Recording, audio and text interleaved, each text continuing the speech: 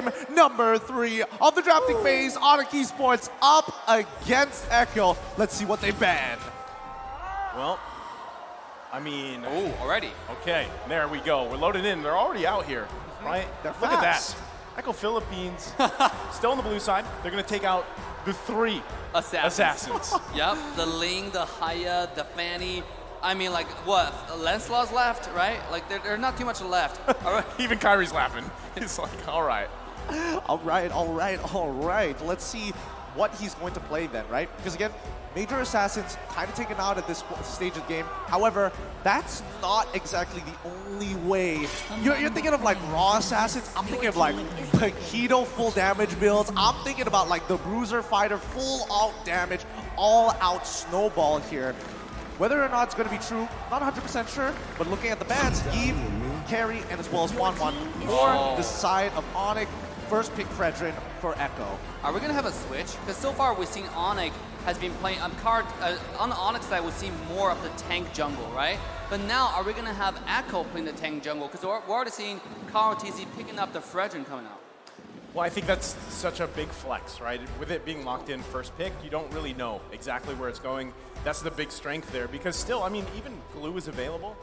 You still have the highly contested mid lane. You have Pharsa. We've seen a lot of Pharsa. Eve's already taken out here. So, I mean, with the Fredrin locked in, you have that flexibility, but I feel like even on the backside for Onyx Esports, they're going to lock into flexibility picks themselves. There's the Glue. Oh, Glue Monster. I want to correct myself there. I actually reversed the team name there. But for sure, coming out, nice pick on Kaja and Glue. Now, for Glue to counter Glue, there are quite a bit of options. You can take out Uranus and a mission Terizla. You know, we just talked about it. This might be something that I could consider right now. Well, it depends on what kind of aspect of Glue you want to counter, right? Because even when we're talking about, yes, Terizla being counter in lane against someone like the Glue, in terms of impact, it could be very different things. You know, Glue still can displace you, and that's why we're seeing, people picking Benedetta, for an example, to force priority. Yes, I can't beat you in lane, but I can definitely cut off your backline and hit multiple peoples with my wide range, and especially with Petrify and the way that it interacts with Electro Final Blow. Oh boy, did I just see that correctly? Okay, all right. Thank goodness. I definitely thought it looked a little different there. Farmus and as well as Cho locked in for Echo. Are we going to see a Beatrix pick? Because with Kaja, once you get the hook, what's more important is the burst damage that comes out, right? When the Divine Judgment's ready. Now, there are not too many marksmen, or should I say burst damage ready. When you come from Mage, we're talking about Lunox. When you come from Marksman, we're talking about Beatrix, Carry, those kind of characters. Now, Carry being already banned, the next best option is Beatrix. If it's not picked here, I think Echo might just ban it away in the next round. Yeah, I think you can go ahead and do that. Because again, if you lock in the Lunox pick, we've seen that so much, that interaction between Kaja and Lunox. But I do want to pick the smart guy's brains here, right?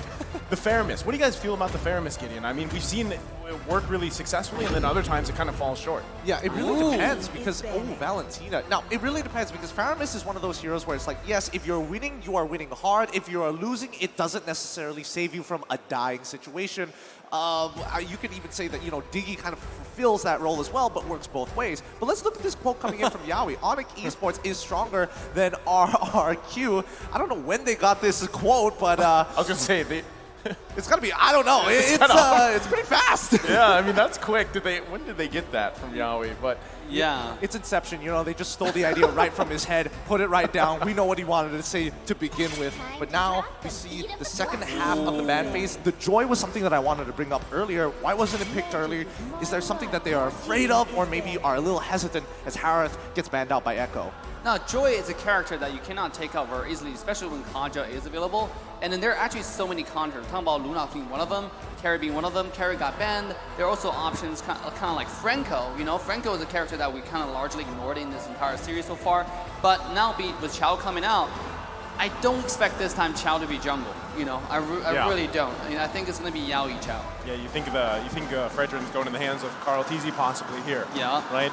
But I got to say, too, when was the last time we saw Valentina and Faramis? I mean, maybe once or twice in the tournament, but this was something that we saw a lot back in even the MPL regions and other tournaments early on into the season, where it was constantly Faramis and Valentina before they kind of got those, minor nerfs for both of them. But they're still highly contested because now not only for Onyx Esports do you have an immediate Divine Judgment where you can lash down a target, but Valentina as well, if you can steal that Cult Altar, you extend those team fights, I mean, even more. Yeah, for sure. And I think, you know, it's one of those situations whereby you're hoping that the second half of the draft, especially when we're talking about AoE damage, you want to kind of hold back for that. And especially when you're looking at like things like Cho, you're already seeing like, hey, they've got Fredrin as well to peel you off. Therefore, you're kind of, well, de-incentivized to not pick it up. And they've already got their mid lane duo, so therefore it's kind of on Echo to predetermine that. Now the thing about Faramis and Valentina picking this particular game is really smart. First, from Echo side, Faramis straight up counters Glue. Right? We talk about the one-shot potential it has once Glue uses the split, and on top of it, Faramis is really powerful in the early game phases. Right? Talk about wave clear along with Chao. Now Valentina can copy the ultimate, but the early game is not that great. And here we go. We have the Barats coming out. This might be a Barat jungle, but at this point, I don't know. Anything can be flex. Wait, let me think about this for a second. I'm thinking about this for a second. I'm looking at the lane matchup, potential lane matchups. Is there any real advantage if they put Dairoth into the EXP lane? I'm thinking he's up against Glue, so then it's kind of a 50-50, but regardless, Glue can not interact with him at the same time, so I think it probably is going into the jungle, but that could just be the Malaysian bias. I've seen way too many Dairoth jungles back in MPLMY. I mean, technically, it's, yeah, you could flex it, right? You could flex that, but on the other side, Onyx Esports being very, you know where all these are going. This last pick, wow. Oh, the Leslie. Oh.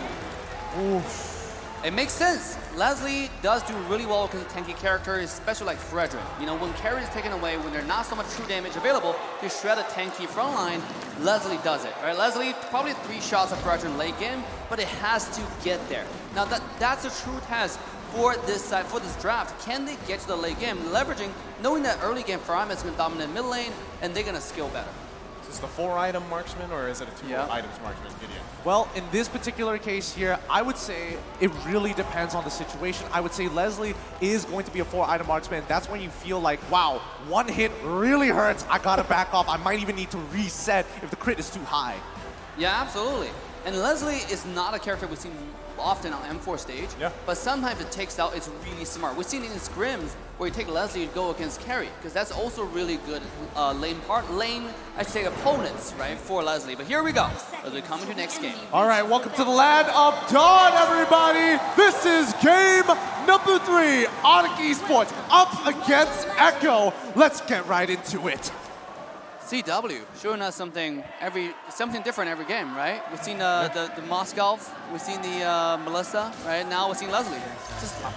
I mean, I did say early on, you know, if you're holding on to anything, now is the best time to just pull it out in this series. Yeah. You add that uniqueness, that flavor here from something that we really haven't seen much of so far in this M4 tournament.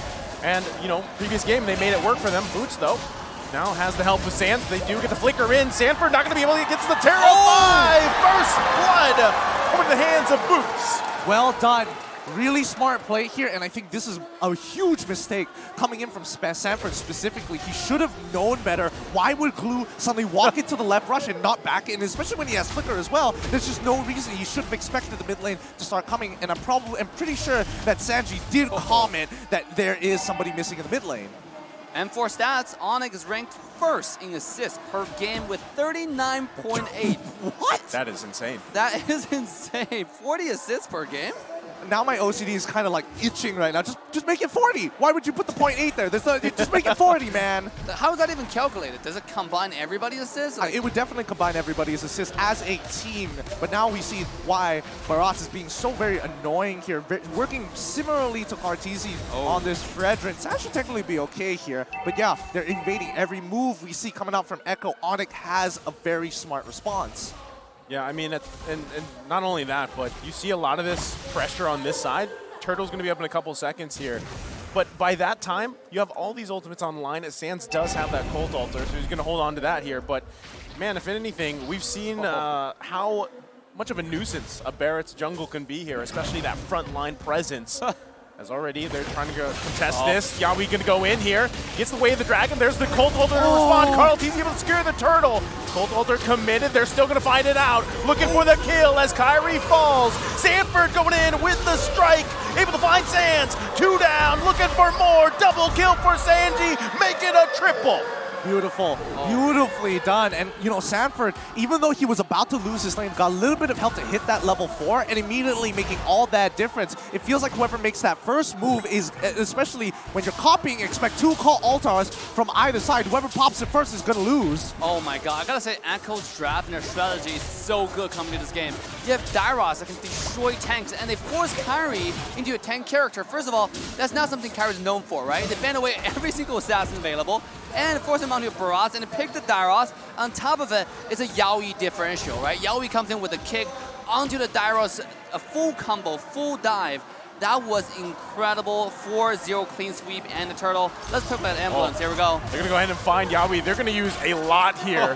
Divine Judgment and the Daytona's welcome. Yaoi can't escape that one. Now they're going to focus on the Betty Cutie. Terrify comes out. Onyx Esports able to grab 2 kills top side. I'm not gonna lie, a bit disrespectful that Keyboy took that kill from CW. He definitely would have preferred it, but I don't think this is the end of the engagement. Okay, it is, but 40 seconds on the clock until we see the next turtle come. CW, now that he is ahead in the lane against ManyQt, it's gonna be really tough for ManyQt to keep on laning against him. It's just a losing battle. Oh my god, the early game. Oh, Sans! No. They get the Cult Altar out here. Crazier's Wrath going to be committed. But as you were saying, Dave, yeah, I was about to say the early game, despite how much Onyx just won on the top side, they're still behind from 1 play on the bottom side around the turtle fight. Just to show you that the early game advantage, the team fight Echo setting up. Talking about team fight, here we go, top side. well, they get the flicker out, but they're going to sandwich in. There's the Cult Altar, the flicker in. CW can't escape that one. Yaoi picking up a kill himself. Now Keyboy going to be sandwiched as well. Still going to go in with the Divine Judgment. Sanji has to flicker out. Carl TZ still there on the front side. They disengage for now, and also even on the bottom side, they're going to be duking it out there. But the turtle is now up. Carl TZ looking to get an initiation here. Keyboy has to be careful. Daytona's welcome, gonna eat up Yaoi. Into the wall he goes. Can't get the kill though, Sans. Able to get the Cult Altar.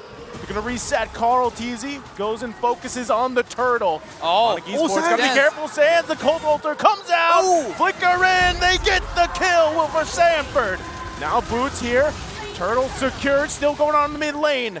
And there you go, Echo Philippines still building on this lead. Oh man, every time Onyx actually gets a profitable play, Echo makes sure that they stop that momentum instantaneously. They don't allow them to get even more gold than they should. And Echo now just pumping up the gas. They're making sure that Onyx cannot breathe. And this gold lane getting obliterated. CW is gonna struggle to even walk up. Holy, look at the gold differential on the EXP lane right now. You know, you have Dairos sitting at 4,100 gold, about 1,100 gold ahead. I mean, this guy's going in full penetration. Dairos already had penetration, but before that... Keyboy gonna go in, they should be able to find Sanji, they do! Sans grabs the kill, it's a shutdown. That's gonna be a nice win for Onyx Esports, but can they still press the situation? They're gonna make their way to the top side. Yaoi gives the signal. ManyQt gonna back out here for now. This is gonna be scary for Echo, right? I mean, like, the later it goes, Dairos is gonna do more damage, one burst, and it's going to be really good against the Cold Order if you copy that ultimate. Another skirmish in the mid lane. Yeah, TZ. Could be okay. Terrifying. They just poke back and forth. Both teams going to respect here. Kairi, again, quite tanky on this Barrett. So far, I'm trying to figure out where exactly the focus is going to be for. Well, the focus going to be right here with Wave Dragon from Yaoi. CW going to fall. Cult Altar comes down. They're still looking for Keyboy and Sans. They're in trouble. It's a double kill for the Storm. As Sanji grabs another himself. 3 fall for Onyx Esports. Man, I was about to talk about the focus coming in from Onyx, but Echo, it's a very clear plan for them. They just want to absolutely shut down this gold lane and make sure that CW will never be able to get to that late stage of the game. It will be ideally over before he even begins to start walking. Are you not entertained by the Yaoi's Chow? Yeah. This is just build different gaming, right, on top side. High energy gaming. High energy gaming. This guy goes in, high energy, yells, "Yeehaw!" Walking, what the, You know, and everybody just fall. It's actually just build different gaming. Speaking of that, Dave's been unleashed here, and now they get a punish. They're still looking for more. Kairi is down. Turtle going to be secured by Carl TZ. Now the focus here in the mid side. They get the Terrify. Sanji going to fall though. Onyx Esports trying to turn this moment around in the mid lane. Not going to be able to get anything else though. Keyboy does still have that Divine Judgment, but it's safer if they don't initiate. All right, now I'm thinking, when exactly is Onic Esports going to get that momentum back, right? I mean, yes, they're bleeding right now. Yes, they're trying to stop this momentum, but Echo is in full control. And I think, number one, Sanford is basically uncontested in the side lane. Nobody can really do anything about it. And Onic now forcing themselves into a corner to make sure that CW could eventually carry the game. But I don't think that might not necessarily be the right play here. And this goes back to what we talked about in the very beginning when Leslie got first drafted, right? We talk about this. This is a very item-dependent character. It needs like 4 items just to be relevant. And he's not getting there anytime soon, At this rate where Echo is snowballing, especially with Yaoi's Chow, the engage is coming too fast. I mean, even with Kaja's hook, you feel like there's this lack of damage. Whoever he used Divine Judgment, there's not enough burst to get that one taken care of. Well, they might be looking for a moment here as the conceal play comes out. Colt Holder, Yaoi with the Way of the Dragon. Look at the backside, looking for more. Sand's in trouble here. CW trying to fire off on the backside. Carl TZ gonna get it eaten up here. It's Boots that falls though. Do they have enough damage? Yaoi has to flicker out. They're still looking. CW full health here. Still on the chase, Sanford quite low, but it's only Carl TZ who falls. That's what you want to see coming up from Onic Esports. They want to trade 50-50 at this stage of the game where the gold is relevant, and more so, they're actually at a deficit, which is way worse for Echo, who are supposed to be ahead and very clearly in the lead with their 5K gold lead. And what a great job from Onic Esports. Played it really slow and steady. At this point, just like you pointed out, Gideon, the trade is good for them, right? Especially any trade that doesn't involve CW. Give the CW the slow but sure steady accumulation into the late game. Let him have the item because he needs that. The entire team's damage is banking on this Leslie, and you cannot come any faster for him to get his item. Conceal used again. Keyboy gonna have to find the right target with this Divine Judgment. Carl TZ, the front line here. Lord still gonna go ahead and reset. No one gonna commit just yet. But this is the disadvantage of Onic Esports. They have no space to work with, no turrets down, as Echo Philippines has that advantage. And you can see them focusing more. Conceal gonna come out here. Looking at the moment. They get the Divine Judgment on Sanford in trouble. Immortality gonna be popped for now. Boots gonna fall though. Is Sanford able to grab the kill? CW still on the backside. Firing off, but it's just too much. Echo Philippines, look at Carl TZ. Appraiser's Wrath comes down. They're gonna zone them back. The flicker in. Santi with the drag. Kyrie's still up for now. But Benny Cutie with the killing spree going in, finding another as Keyboy falls. No, CW couldn't get his ult on the right target. He could have gotten the kill off of Betty QT, or at the very least, force somebody to block it for him.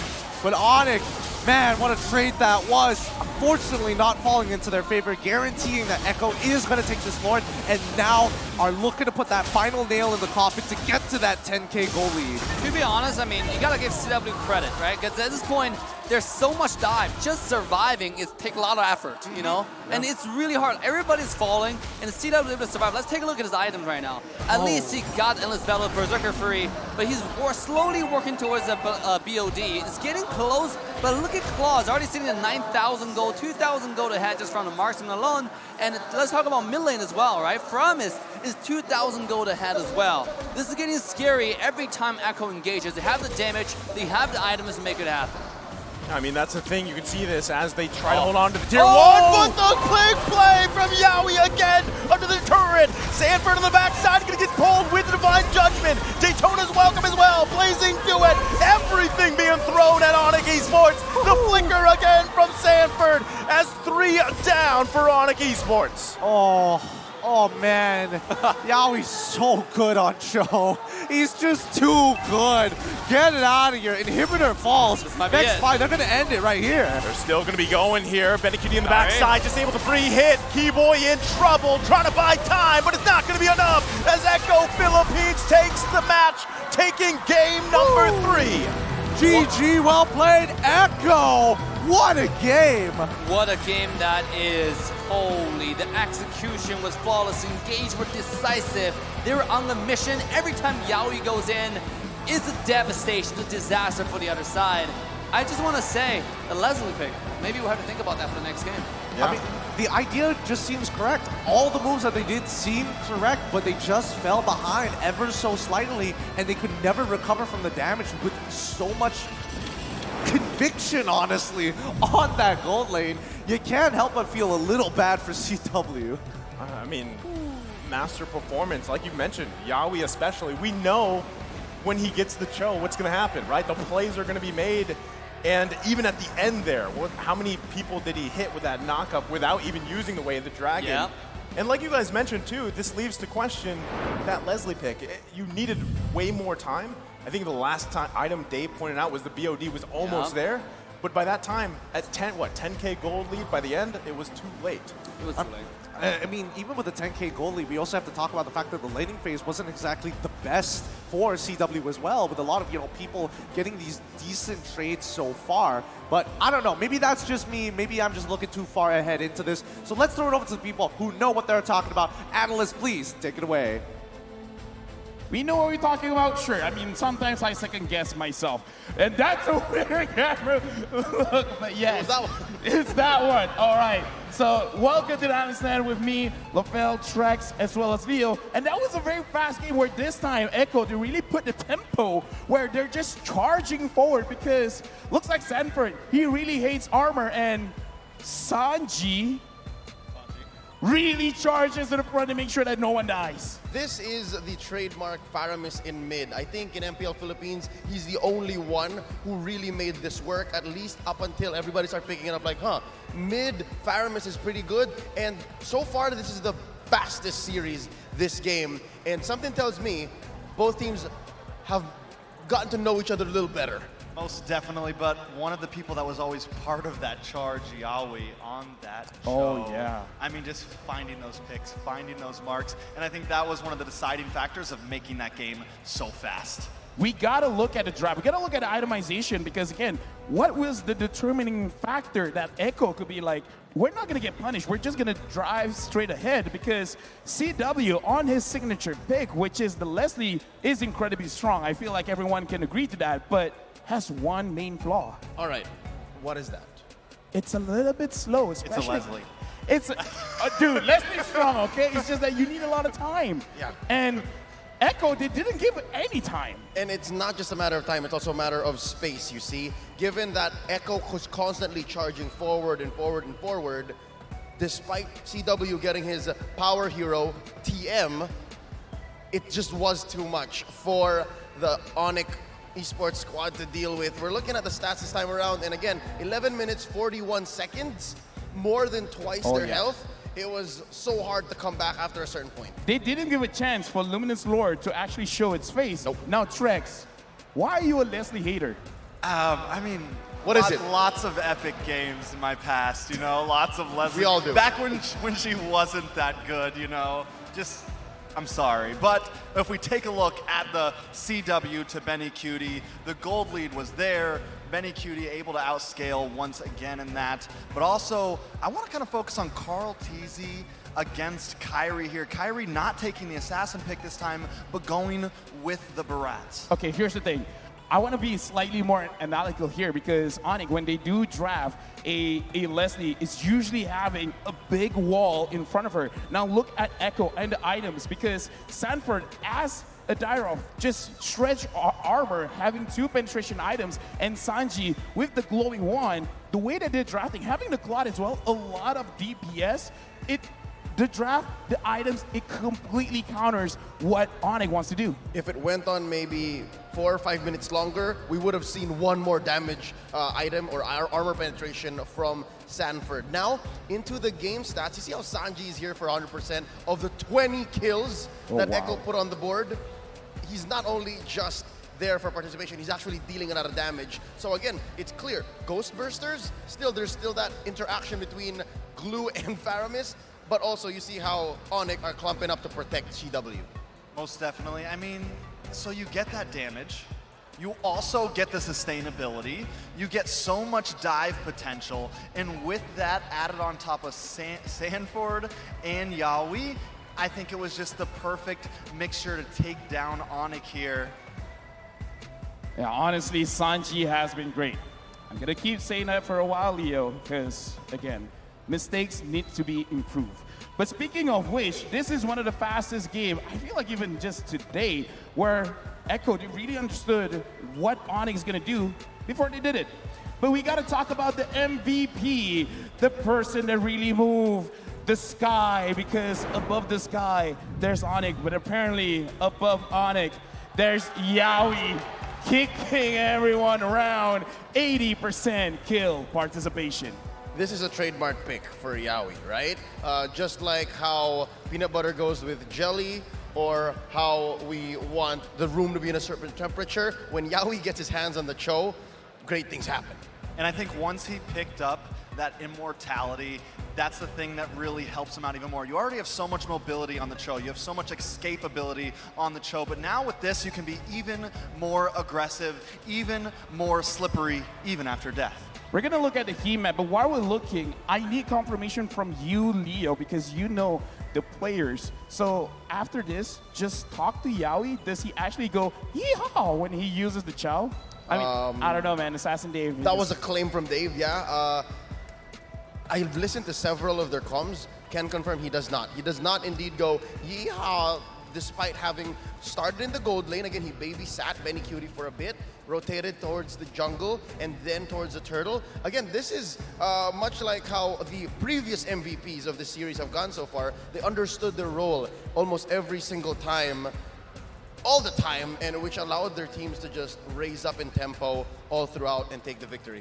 And you can even see a couple of those cuts into enemy territory there in that first 5 minutes, getting vision for his team, and now taking a look at some of these highlights. Again, look at this. They're going for CW. It's like 4 people here. He's 100% wanting the farm. So they know exactly where they're going to be, and they just keep on charging and charging and charging. Now, the thing is, when Kyrie comes to defend, it really doesn't do much when Sanford is there ripping through any armor that the Barras just naturally has. And then Benny Cutie, I feel like even just with the Demon Hunter story, it's like, I don't care. I'm charging forward, and I'm going to drop everyone low, and I'm going to drop everyone dead.